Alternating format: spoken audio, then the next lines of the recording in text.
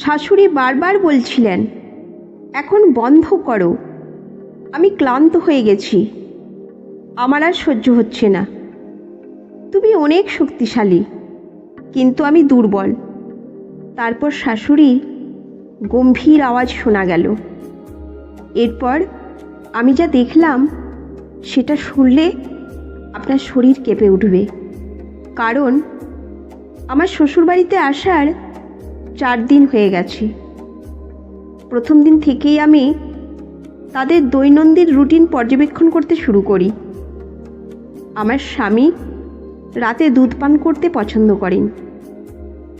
তিনি আমাকে বলেছিলেন রাতে 1 গ্লাস দুধ তার ঘরে নিয়ে যেতে হবে। কিন্তু আমার ভুলো মনের কারণে আমি এই 4 দিনেও দুধ নিয়ে আসতে ভুলে গিয়েছিলাম। 3 দিন ধরে তিনি আমাকে বারবার মনে করিয়ে দিচ্ছিলেন, কিন্তু আমি ভুলেই গিয়েছিলাম।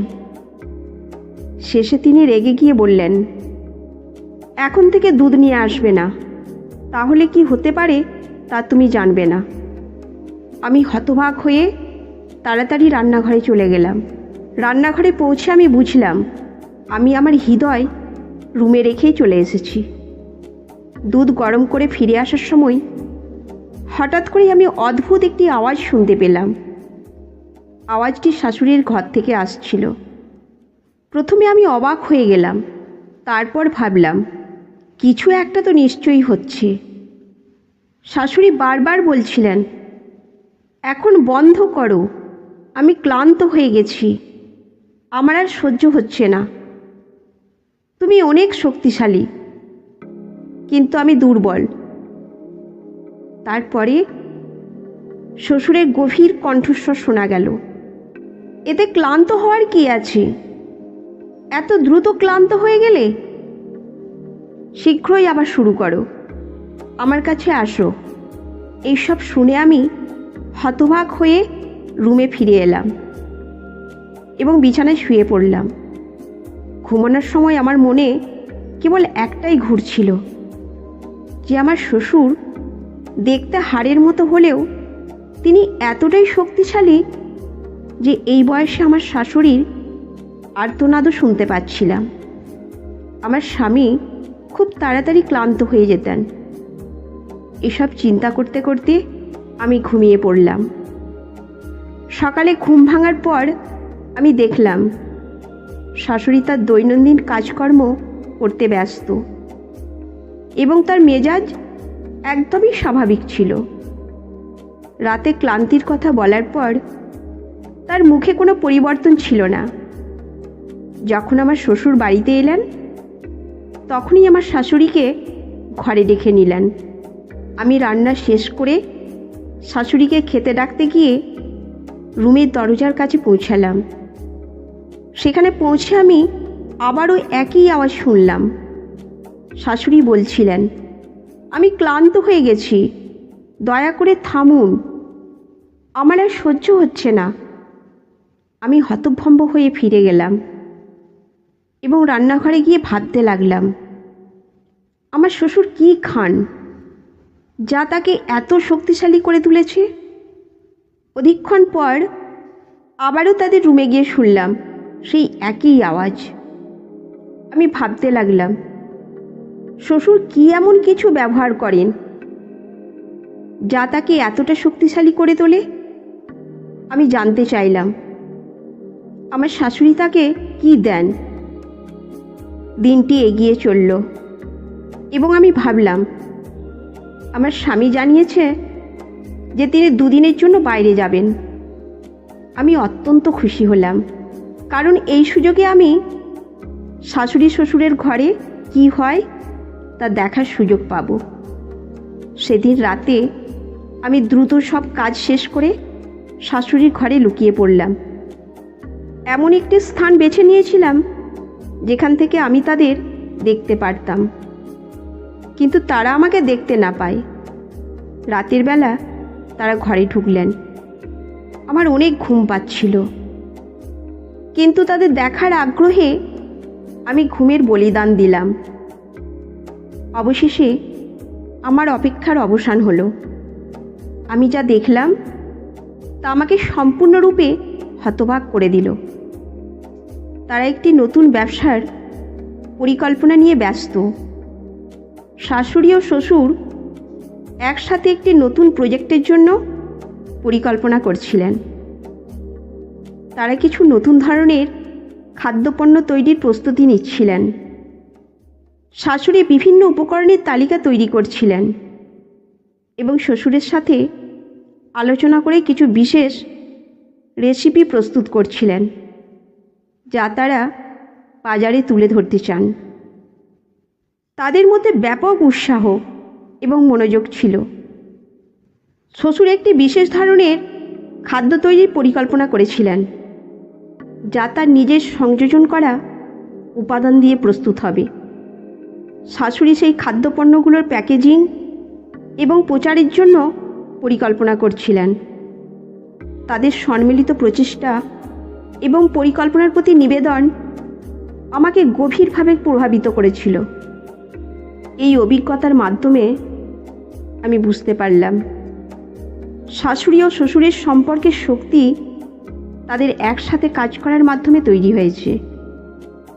তাদের পারস্পরিক সম্মান এবং সহযোগিতা তাদের সম্পর্ককে আরও শক্তিশালী করে তুলেছে।